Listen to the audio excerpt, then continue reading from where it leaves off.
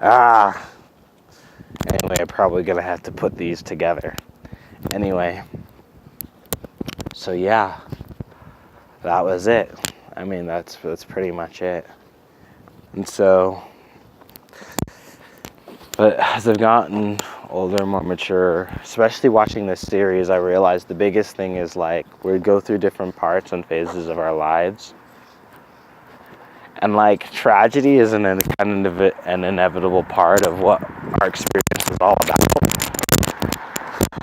But it doesn't have to be central to what our experience is about. And I think it's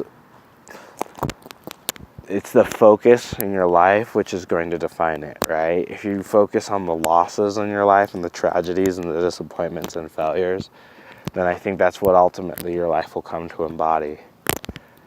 But I think if you come to focus on your triumphs and your victories, even the really small ones, especially when it doesn't feel natural, that's when you have the breakthrough.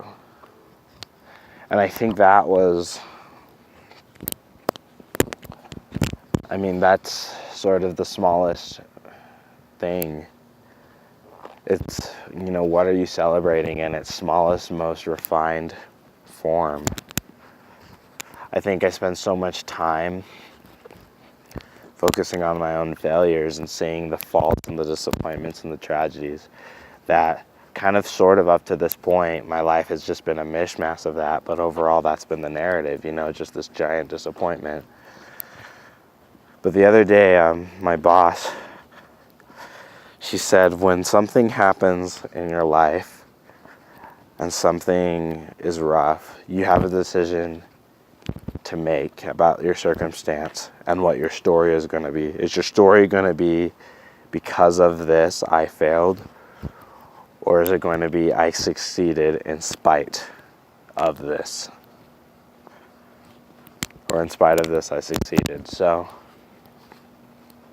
and I think that's what we have to look at it. Every challenge, every trial, every block we kind of hit in our own mortality, we have to say, did I fail because of this?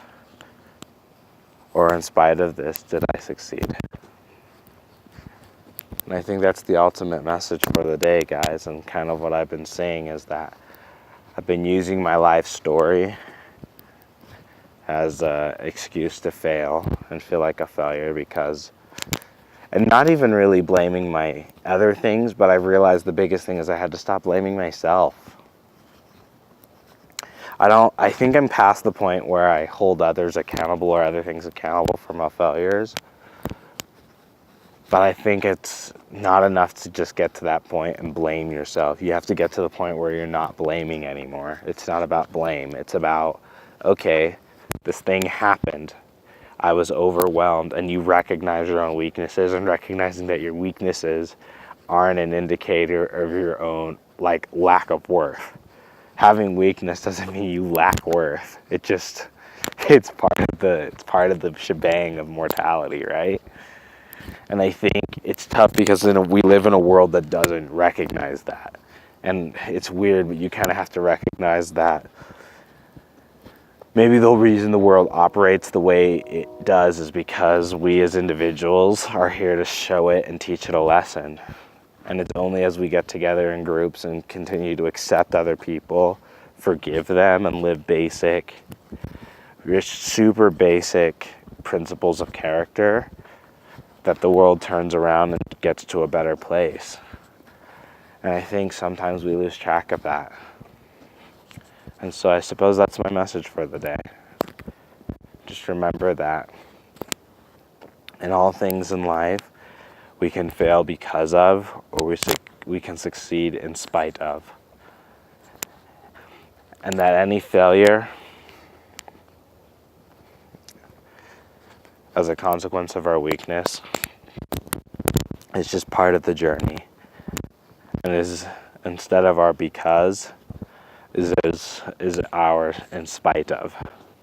So, I guess what I'm saying is just keep failing up. And forgive yourself, try again, dust yourself off, and eventually you'll catch the stars.